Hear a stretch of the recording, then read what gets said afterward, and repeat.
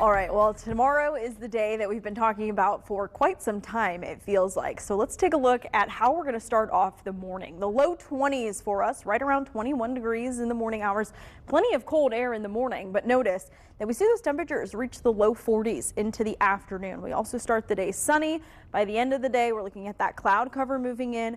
And then notice a 20% chance for something. The question is, what is that something going to be? Well, if you look at those temperatures at the surface, we're well above freezing, which likely means not necessarily snow or freezing rain, but we could possibly see some sleet.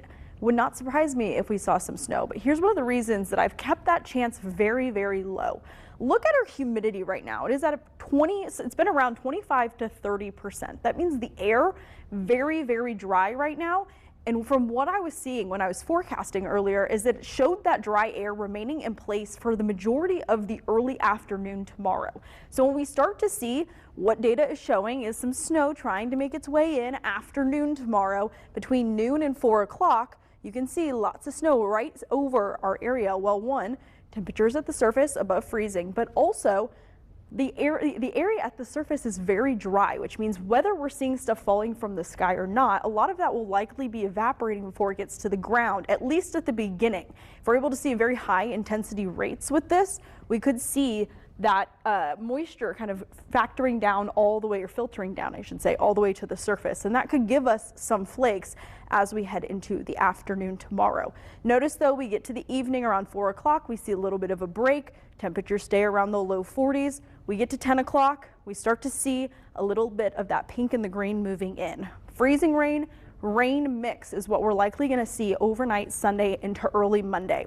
The freezing rain potential is going to be higher out in portions of the mountains in the foothills, and that's because the temperatures there are going to be colder. But the thing is that our upper level temperatures are going to get warmer as we head into the overnight Sunday and into Monday, and that means that the majority of us are going to be looking at more of a rain as we head into the early morning hours on Monday. The one thing we could get lucky with is wraparound snow. Once this main system moves in, we could start to see some areas after 4 o'clock on Monday filtering in with some of that light snow in the evening hours. Right now, though, again, that main concern is going to be the potential for any kind of possible accumulation, mainly in the mountains and the foothills, of about 1/10 of an inch of some of that ice.